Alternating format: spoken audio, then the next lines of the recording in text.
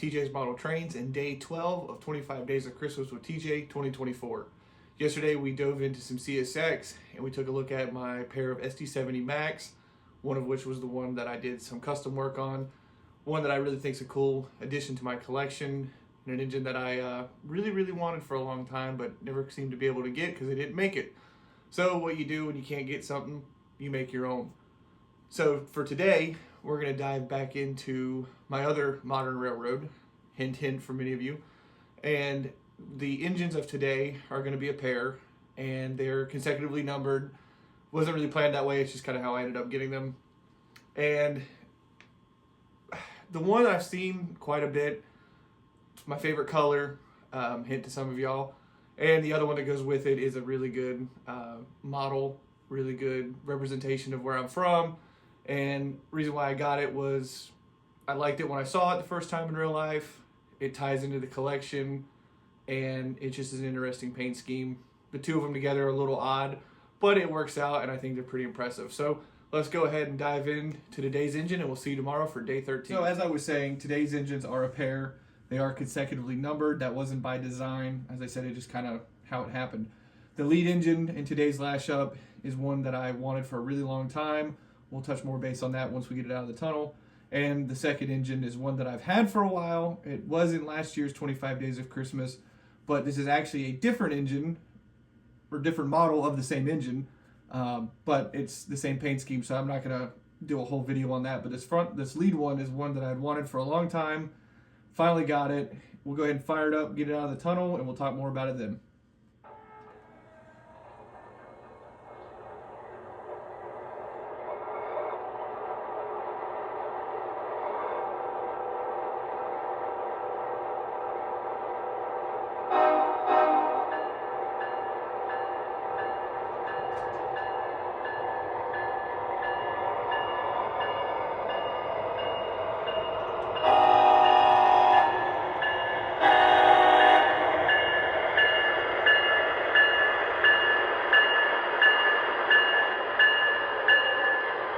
So yes, obviously blue, my favorite color, Conrail.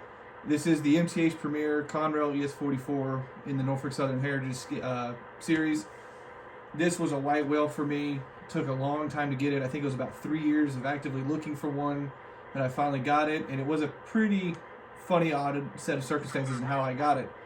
A Lionel version actually came available, and I bought it. I wasn't really in love with it, but it was a placeholder, I guess, if you will. I'm just not a huge Lionel fan, and with the rest of my heritage units being MTH and Proto 3, it was kind of the odd man out. Well, a gentleman that I have done some weathering work for in the past has got more Lionel in his collection, and we came to an agreement, and I traded him the Lionel one, weathered it for him, and in return I got the MTH one finally, and I was ecstatic to have it. It's, as I said, one of the white whales of my collection. It's something that I hunted for a long time. Now the cool thing about the Conrail, there's an interesting story behind it. It actually ties into the Christmas season. I think it was 2 years ago now, or a year ago, not really sure, can't remember. But my father and I were out doing some Christmas shopping, and he actually picked up a steam engine for my little brother for Christmas. And as we were rolling into the town where the hobby shop is, my dad saw in his side view mirror that a train was coming, and he goes, "Oh wow, look, a train's coming." And so I got out, we were looking at it as it was coming into the picture or vision.